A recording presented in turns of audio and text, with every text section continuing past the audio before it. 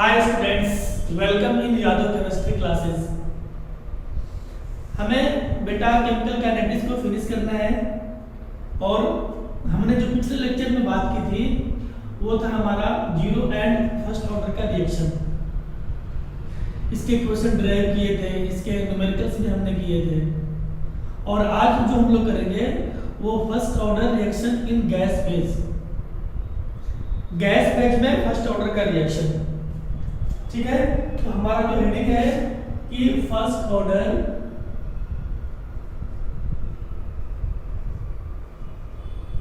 Reaction in gas phase. Gas phase हमें पहले तो इसका इक्वेशन डिराइव करना है कि अगर कोई रिएक्शन गैस फेज में हो रहा हो फर्स्ट ऑर्डर का तो हम उसका इक्वेशन कैसे ड्राइव करेंगे, फॉर्मूला कैसे बनाएंगे उसका। तो हमारे पास इसके अलग अलग बेटा फॉर्मेट्स होते हैं। जैसे मैंने माना यहाँ पे कि हमारे पास पहला जो रिएक्शन हमारे पास दिया हुआ है कि 2N2O5 ये डिकम्पोज करके और N2O4 ठीक है 2 से मल्टीप्लाई कर दें और प्लस और 2 ऐसा कुछ बन रहा है। और ये सारे कंपोनेंट हमारे जब नाइट्रोजन पेंटॉक्साइड को हीट करते हैं ना तो ये दोनों बनेगा आपके पास सारे गैस फेज में। तो हमें इसका एक इंटीग्रेटेड इक्वेशन डिराइव करना है, हमें इसका एक फाइनल इक्वेशन डिराइव करना है। तो मैंने माना बेटा कि अगर मेरा टाइम यहाँ पे 0 था, जब टाइम 0 सेकंड था तो इसका प्रेशर जो है शुरू में वो P0 है रिएक्टेंट का। तो जाहिर सी बात है कि प्रोडक्ट अभी बने नहीं है तो इनका प्रेशर 0 होगा। ये P0 ATM मान लिया, P0 ATM is the unit of pressure. फिर टाइम के साथ ये खर्च होगा तो माइनस डिग्री ऑफ डिसोसिएशन को माना मैंने x, लेकिन कोएफिशिएंट 2 था तो -2x से खर्च हो जाएगा और ये बन जाएगा आपके पास प्लस का 2x coefficient into x plus इसका 1 है कोएफिशिएंट तो प्लस x। फाइनली हमारे पास जो बचेगा प्रेशर यहाँ पे t बराबर t सेकेंड्स पे, तो ये P0 माइनस 2x ये आपके पास बन गया 2x और ये आपके पास कितना हो गया x बन गया, ठीक है। अगर हमें इक्वेशन निकालना है फर्स्ट ऑर्डर का तो हमें इसका चाहिए शुरू का प्रेशर और इसका चाहिए ये वाला प्रेशर T मोमेंट में चाहिए, मतलब x हमें निकालना पड़ेगा। और हमारे पास गिवन है, गिवन क्या कि जो टोटल प्रेशर है हमारे पास PT तो वो इनके सम के बराबर होगा P0 minus 2x plus 2x plus x। T type का जो टोटल प्रेशर होगा बेटा वो तीनों कंपोनेंट के प्रेशर का सम होगा और वो PT के बराबर है। PT is the total pressure at time t second. तो मुझे यहां से क्या मिलेगा कि मैं यहां से x निकाल लूंगा, x का जो वैल्यू होगा वो PT माइनस P0 हो जाएगा, ठीक है। x हमारा निकल गया। अगर हमारा x निकल गया तो हमारा इसका फाइनल प्रेशर इस टाइम पे निकल जाएगा। हमें ये चाहिए, x निकला हुआ है इसलिए final pressure of N2O5 at time t second पे वो कितना है, वो इतना है P0 माइनस 2x। और मुझे x अब यहां से पुट कर देना है, x का वैल्यू तो बेटा ये बनने वाला है P0 माइनस 2 इंटू ये कितना बन जाएगा, आप x का वैल्यू देख ले, ये बन गया PT माइनस P0। अब इसको बेटा सॉल्व कर देते हैं, P0 माइनस इसको सॉल्व करो 2PT और माइनस माइनस प्लस 2P0, ठीक है ना। ये हमारे पास कितना बन के आएगा, ये बन के आएगा हमारे पास, ये आपके पास कितना हो गया 3P0 हो गया, 3P0 माइनस 2PT बन जाएगा, ये बन जाएगा 3P0 माइनस 2 पीटी। बस आपका काम बन गया। ये आपका शुरू का प्रेशर इसका, और ये वाला आपका टी टाइम के प्रेशर हो गया। तो हम लोग जानते हैं यहाँ से, सिंस हम लोग क्या जानते हैं कि K बराबर 2.303 by T log A by A minus x. First order के लिए यही होता है इक्वेशन। पर हमें यहाँ अमाउंट नहीं चाहिए, हमें प्रेशर चाहिए। हमें शुरू का इसका प्रेशर चाहिए और A माइनस एक्स हमारा ये वाला प्रेशर चाहिए। तो बेटा अगर मैं वैल्यू पुट कर दूं यहाँ से तो बनेगा K equal to 2.303 by T log, ये शुरू का प्रेशर था P नॉट, और बाद में जो प्रेशर आया था हमारा वो कितना है 3 P नॉट माइनस 2 PT। 3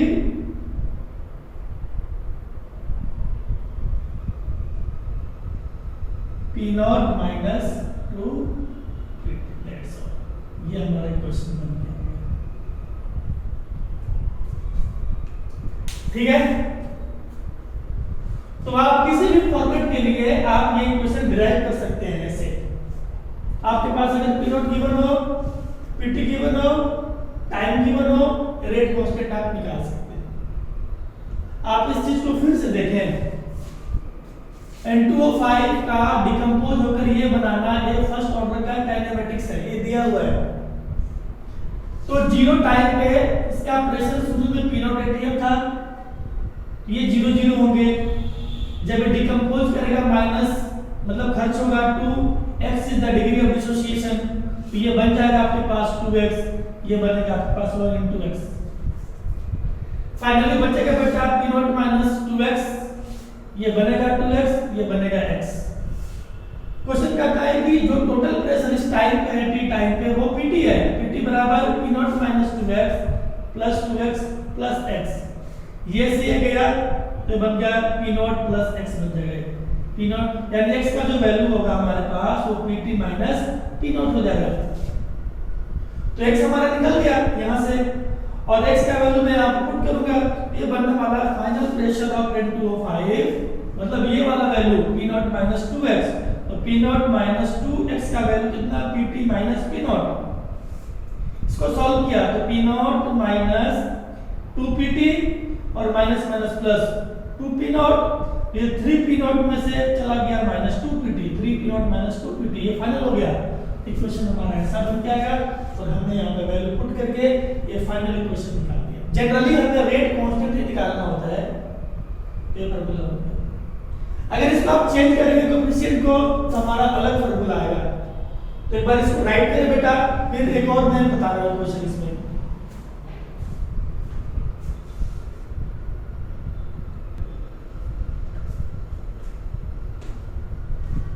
अब एक और आप दूसरा फॉर्मेट देखें कि कोई फर्स्ट ऑर्डर का रिएक्शन गैस फेज में हो रहा है तो उसका इक्वेशन क्या बनेगा। अब हमारे पास कुछ ऐसा दिया हुआ है कि A से बन रहा है B प्लस C, पर हमारा रिएक्शन ये फर्स्ट ऑर्डर का है, इसके रिस्पेक्ट में फर्स्ट ऑर्डर का रिएक्शन है और सारे गैस फेज में ये गैसियस कंपोनेंट्स हैं। तो हमें इक्वेशन इसका डिराइव करना है। तो मैंने क्या माना बेटा कि जब टाइम मेरा 0 था तो रिएक्टेंट का शुरू का प्रेशर था P नॉट ATM, तो जाहिर सी बात है ये बनेंगे नहीं तो 0 0 इनका प्रेशर शुरू का होगा नहीं। अब टाइम के साथ खर्च होगा, इसका प्रेशर रिड्यूस होगा, तो minus degree of dissociation 1 into x, ये यहाँ पे 1 कोएफिशिएंट तो प्लस x, ये बनेगा प्लस x। इसमें से ये चला गया तो ये बचेगा P नॉट माइनस x, ये x बन गया, ये x बन गया। ठीक है, ये हमारा प्रेशर कब है t टाइम पे, at time t second. Time को हमने सेकेंड में लिया है तो टाइम t सेकेंड पे इन सब का प्रेशर निकल गया। और क्वेश्चन में ये जो टोटल प्रेशर दिया हुआ है गिवन कि जो PT जो होगा मतलब जो टोटल प्रेशर होगा इस t टाइम पे वो इन तीनों के सम के बराबर होगा। तो PT था P not minus x plus x plus x, बस इसको खत्म कर दो आप, तो आपका x कितना निकल के आएगा x आएगा बेटा pt minus x, sorry pt minus p not.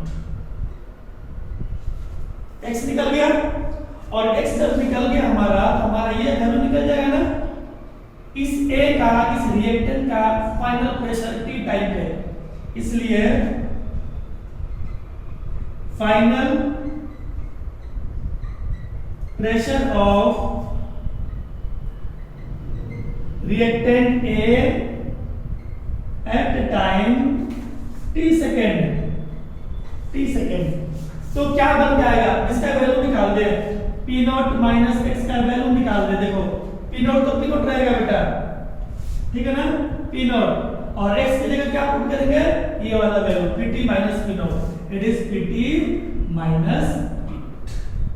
तो आप देखिए क्या बनने वाला, P नॉट माइनस हो जाएगा Pt और एक प्लस हो गया P नॉट, तो P नॉट में P नॉट को आप जोड़ोगे तो 2P नॉट माइनस Pt। ये हमारा इस कंपोनेंट का T टाइप का फाइनल प्रेशर, ये हमें ये चाहिए था और ये चाहिए था, इसके लिए x निकाला। तो जनरली हमें ऐसे केस में इसका रेट कांस्टेंट बताना होता है और सारा दिया होता है, तो हम लोग जानते हैं फिर से वही कि for first order reaction rate constant equal to 2.303 by time log a by a minus x। ये अमाउंट के टर्म में था, अब हम प्रेशर के टर्म में राइट कर देंगे। ये शुरू का प्रेशर चाहिए, यहाँ t टाइम का प्रेशर चाहिए। शुरू का प्रेशर आपका ये रहा और t टाइम में ये रहा, जिसका वैल्यू हमने ये निकाला है, तो बन के आएगा बेटा k equal to 2.303 by t log p not शुरू वाला और बाद वाला ये हो गया कितना 2p नॉट माइनस pt। तो जैसे जैसे फॉर्मेट को आप चेंज करेंगे, है तो फर्स्ट ऑर्डर का ही, पहले वाला तो कोएफिशिएंट 2 था, यहाँ पे 1 है, पर ये एक्सपेरिमेंटली ये देखा गया कि ये रिएक्शन फर्स्ट ऑर्डर का है और गैस फेज में है, तो हमारा इक्वेशन ये बनेगा रेट कांस्टेंट का, ऐसा आ जाएगा। सारे पैरामीटर दिए होंगे, शुरू का pressure, total pressure, time taken के निकाल सकते हैं। तो यहाँ से आपको फॉर्मूला याद नहीं करना है, आप ऐसे ड्राइव कर लेंगे, फिर पैरामीटर को पुट करके डेटा सॉल्व कर लेंगे, ठीक है। तो एक बार आप इसको भी राइट करें।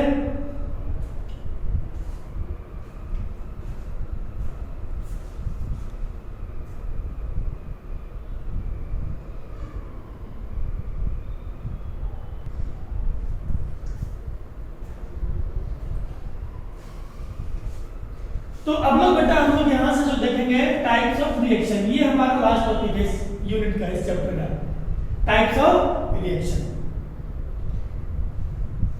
हम रिएक्शन को यहां पे दो कैटेगरी में बांटेंगे। एक तो होता है सिंपल रिएक्शन, सिंपल, और उसी को बोलते हैं एलिमेंट्री रिएक्शन।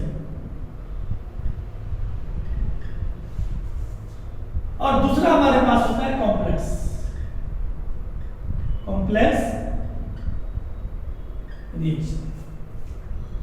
तो हमें दोनों के रिगार्डिंग बातें करनी है, इसके सारे कैरेक्टरिस्टिक्स, इसके सारे कैरेक्टरिस्टिक्स, ठीक है। तो यहां पे क्या होता है कि अगर आपके पास कोई सिंपल रिएक्शन है, इसका मीनिंग होता है कि सिंगल स्टेप में पूरा हो जाएगा, एक स्टेप में कंप्लीट हो जाएगा, पर यहाँ पे स्टेप्स मोर देन 1 होंगे, सेवरल स्टेप्स लगेंगे इसको पूरा होने में। तो इसकी जो खास बात होगी पहली कि कंप्लीट इन सिंगल स्टेप, और यहां पे आप क्या बोलेंगे कि complete in more than one step में ये पूरा होगा। दूसरी बात देखो आप कि जब हम किसी रिएक्शन का ऑर्डर निकालते हैं, मॉलिक्यूलरिटी निकालते हैं, तो सिंपल रिएक्शन में दोनों बराबर होता है, पर यहां पे ऐसा कुछ नहीं होगा, ठीक है ना। तो मैं यहां से बात करने वाला हूं कि the order and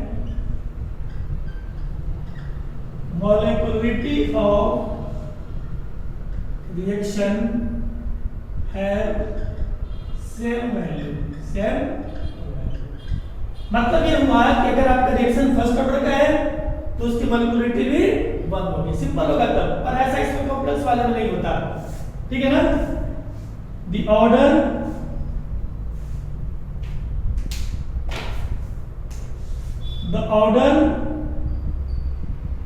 and molecularity, the order and molecularity of reaction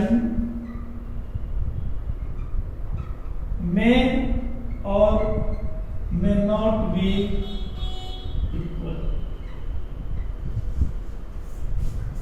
तीसरी जो बात होती है, ये जो टर्म आप देख रहे हैं ना मॉलिक्यूलरिटी, वो केवल इसी के लिए लगता है, ये कॉम्प्लेक्स रिएक्शन में मीनिंगलेस होता है क्योंकि सेवरल स्टेप्स में होगा। तो एक पर्टिकुलर स्टेप भी तो बता सकते हैं मॉलिक्यूलरिटी यहाँ पे, पर ओवरऑल नहीं बताएंगे कॉम्प्लेक्स में। तो term molecularity is applicable for simple reactions, यहां पे बोलेंगे कि molecularity term is meaningless.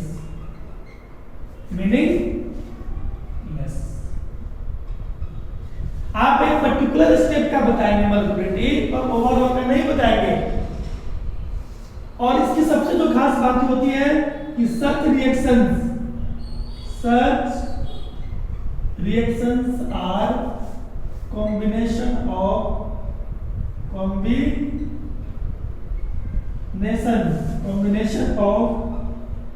elementary reaction।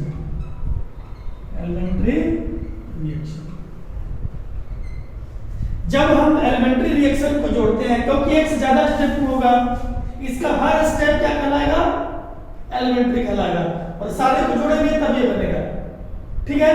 मतलब आप ऐसे बोल सकते हैं कि यहां से ए से जो बन रहा है ना, ए से मान लो कि सी बन रहा है आपके पास, या ए से आपके पास डी बन रहा है, एक स्टेप में बन गया, और यहां क्या होगा, ए से बनेगा बी, बी से बनेगा सी, सी से बनेगा डी, ठीक है।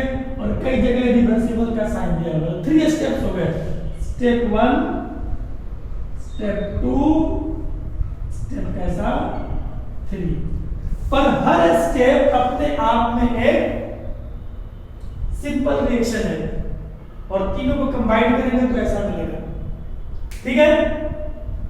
तो यहां ये भी लिखा होता है बेटा कि ये आपके पास मान लो कि ये फास्ट है, ये स्लो है आपके पास, ठीक है ना, ये स्लो लिखा होगा इसमें कुछ।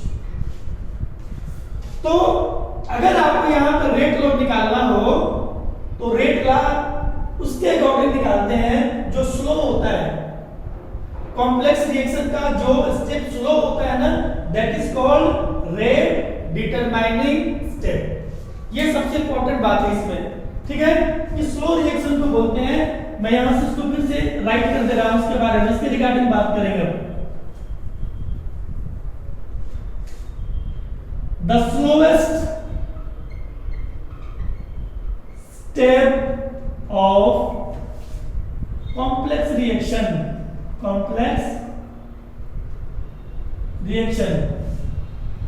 is called rate determining